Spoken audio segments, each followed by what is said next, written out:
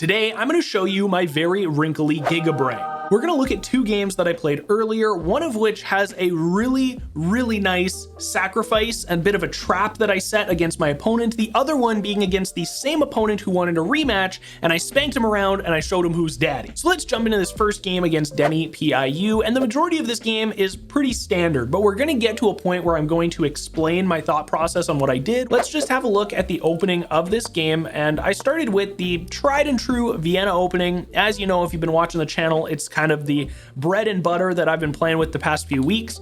He decides to kind of reject it. We don't end up getting the Vienna Gambit that I typically like, but I just take his pawn that's undefended. He brings his knight out. I bring my knight out. Now we've got four knights looking at the middle of the board, and I decide to close this position. This position looked pretty good. I've got some defense on it. If he takes, I'm able to move my knight up. There's nothing else attacking that knight for the next little bit. So he does decide to take my pawn, and this flips the game heavily into my favor after this position because he's getting a pawn, but in return, I'm taking a knight. So the material difference in what I'm getting for that trade, it's not worth it for Denny, okay? Moving on, he decides to bring out his light squared bishop. His light squared bishop is targeting my pawn, but this target doesn't make a lot of sense because I've already moved my knight, so I don't have to preemptively move it. I don't have to waste a move on developing it when I didn't want to. And if he does decide to take, I'm just going to take it back with my queen. So kind of a weird position for him to decide to move to. I decide to pin this knight to the king. Usually a pretty good position to be in, especially because if he does decide to move the queen or something like that, I can just move back. If he decides to push, I can move back. There's, this is pretty standard. Like I said, the beginning of this game, very standard to start. He decides to move his queen in to defend, and I decide to move my dark squared bishop all the way over here to the H file. And I'm looking at this thinking, before this move, actually, let's just get back to the beginning here. I'm looking at the position of the board right now, and I'm thinking, okay, if I'm able to get my knight here, I will be able to put pressure on the king. But this pawn is a problem. This pawn is going to take my knight out if I move over here, and I don't like that. How do I get rid of this pawn? Well, if I move my bishop over here, it is way too juicy for him to not take. So if his pawn takes, I don't actually care if I lose my bishop because I'm going to put the king into check. And after he moved his queen, I was like, oh my goodness, if I get my knight here, that's a nice little fork on the king and the queen. So I do decide to move my bishop over. Now, when I move my bishop, I'm thinking this is a straight, there's no way he doesn't take this. And he didn't take it. He decided to put some pressure on the A file, I guess more so the B file, my light squared bishop. He decides to put some pressure over here. I just do the standard move and back, walk it back, moonwalk back to the A file. He decides to repressure with the pawn, which again is a very standard move. I'm kind of okay with this though. Even when he's doing this, I'm thinking, okay, well now his pawn structure is really messed up if he decides to castle on queen side. And if he decides to do this, his pawn structure is really messed up on king side. So overall, I'm really happy with this position because I'm messing his structure up. I've got a couple of pieces on this side. I've got an open file for my queen to move up. I've got some options with my knights.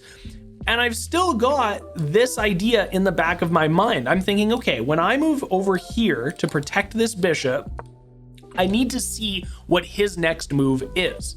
And his next move does end up taking my bait. He ends up taking the bishop that I wanted him to take because my next move is the trap. It's the little fork on the king and the queen. The ultimate fork, the ultimate disrespect to say, move your king, I get your queen, and all you get is a measly knight in return.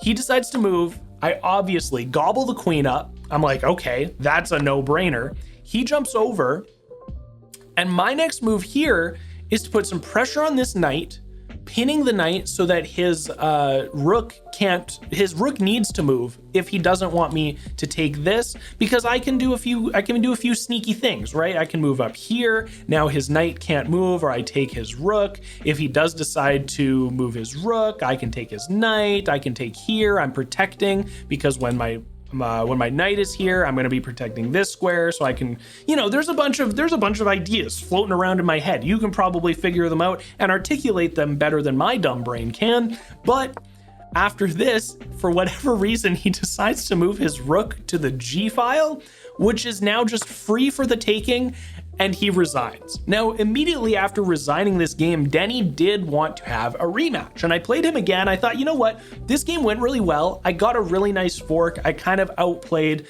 with that little bait and switch on the bishop, and I ended up just having a crazy material advantage here. So resigning, you know, he maybe could have clawed back. He might have been able to gain some material. I didn't have my queen or my rooks developed. So, you know, he does have a little bit of an advantage as far as the development side of things goes, but he resigns and he decided to challenge me to a second game. And we're going to take a look at that game now, because this game, we do end up getting a checkmate at the end of it. And I think it's worth having a look at a second game just to see how two players can play against each other and have vastly different results and vastly different approaches to how the game is played. Hey, that was a pretty brilliant bishop sacrifice, wasn't it? I thought it was brilliant. Chess.com didn't think it was, but I thought it was. So I'm gonna take that as a win. You know what else I think would be brilliant is if you subscribe to the channel or like the video. I would really appreciate it. It would mean the world to me. And yeah, that's it. Now that I've jump scared you and you're afraid because I'm talking directly to you, let's go back to the video and you can watch the second game I played against Denny. So I end up getting black this time around, and I decide to go for the French opening. I like the French. It's pretty good. I don't know if I like the French more than the Caro-Kann, but this is what I have been playing for the most part when I see the E4 opening.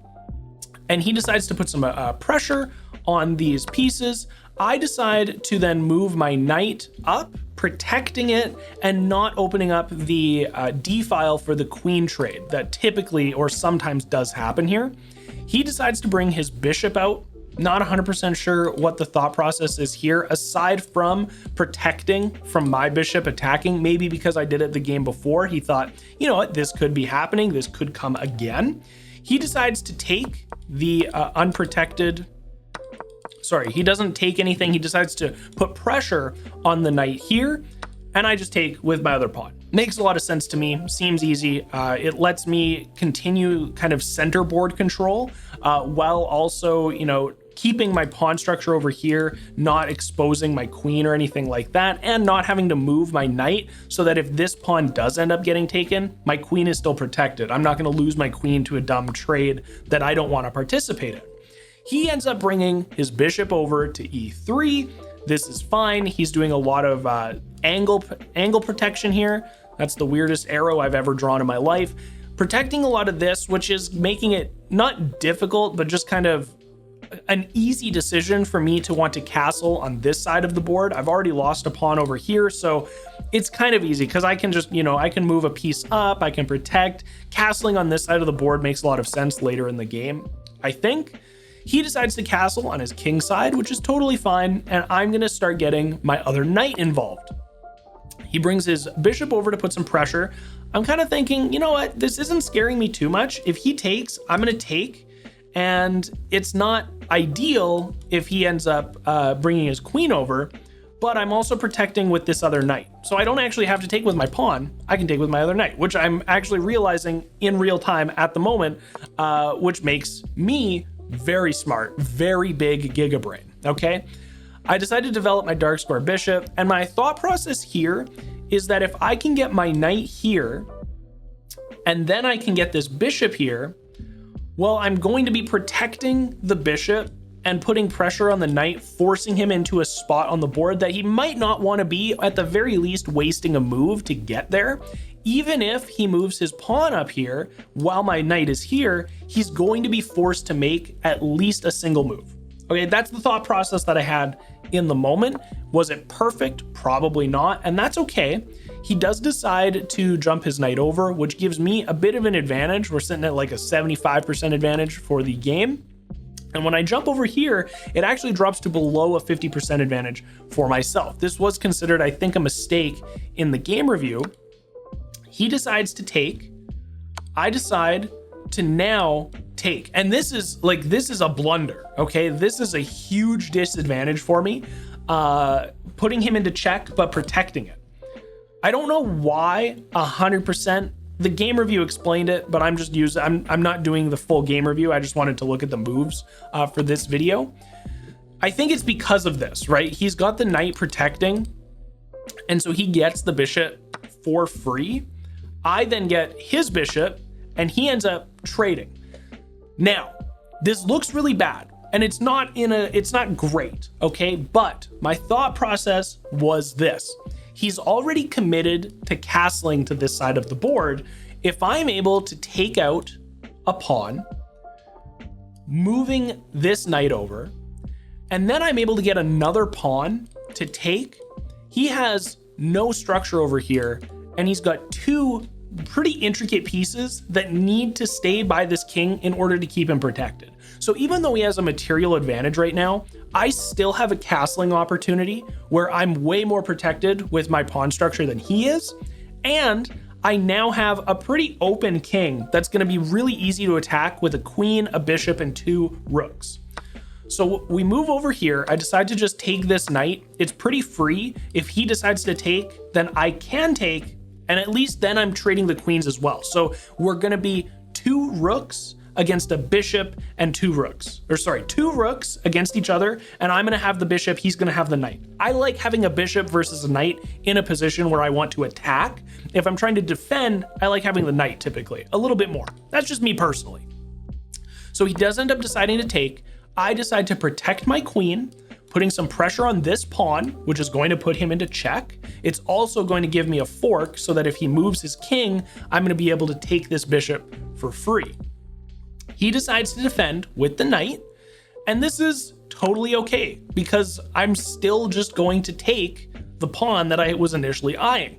It's not a 50-50 fight still. There's opportunity for him with some of his moves to get me into a not amazing position, but this entire time I'm thinking that this rook is not developed. This rook is also kind of not developed. It's beside the king, but it's serving a purpose and protecting, so he's not going to move it out to attack, at least not right away. And if his queen drops down here, he can't drop here, he can't drop here, he couldn't drop here earlier because of my queen. So I was protecting like my half of the board. It didn't make a lot of sense to me to not move here and put the king into check. He decides to move over instead of defending, which I think is fine. You know, it's a pretty logical position to make because you don't want to necessarily put your rook in a position where they could be taken, even though I wouldn't take, right? If he did defend here, I'm not taking. I'm probably just taking the bishop. But after he moves, I take the bishop anyways. So now I'm actually ahead on material after that trade. Not even a trade, just taking the hanging bishop. I'm at a material advantage now. And he decides to put some pressure on me. But thankfully, I still have my pawn here. So my queen isn't actually pinned. I'm able to move it wherever I want to. I'm going to put him back into check. He moves back. I'm going to move this pawn up. Now, my thought process here was this. If I'm able to move this pawn up and in another move, put some pressure on this knight, I'm going to get this knight to move somewhere that he doesn't want him to be. And now it's literally just a king and a pawn on this side of the board. If I'm able to get my bishop over here, if I'm able to get another rook out here, I'm really disturbing this side of the board and putting a lot of pressure on him to defend. He has to get into a defensive position, which I really like. He decides to move his king in between all of his pieces. I don't know if I think this was a mistake, might have been an inaccuracy in the game review, but he moves over, which does let me move my pawn up and again, put pressure on this, but now it's pinned because he moved his king here. Makes it really easy for now him to jump up here and be like, I'm just going to take this. Now, this is a mistake that I made. This is where the wrinkles in my brain kind of smoothed out for a second, because all I needed to do here was I could have taken queen takes, I take his queen. So it's a queen trade, but I end up on a huge material advantage. I'd be at a +5 material advantage after all of the trades are said and done. Maybe a +4, I guess, if his king takes the pawn after the trade. But I would be getting rid of a knight and a queen, and I would still have a bishop and 2 rooks. Plus, I would have 2 passed pawns on this side of the board. So I should have taken with my queen here, but I didn't. I moved my queen back. But again, I'm still putting pressure on this. I really don't mind. Even if he jumps away, it's okay. And that is what he does. He jumps over here, but he's not putting any pressure on me. And there's now 2 pieces on this file that my queen is on. So it's not a huge problem for me. I decide to put him into check because he can't move here. He can't move here. He can't move here. His 2 options really are this. He could also move over here, but he is kind of getting into the middle of the board with very little protection. And this is going to allow me to take this pawn and put pressure on the rook.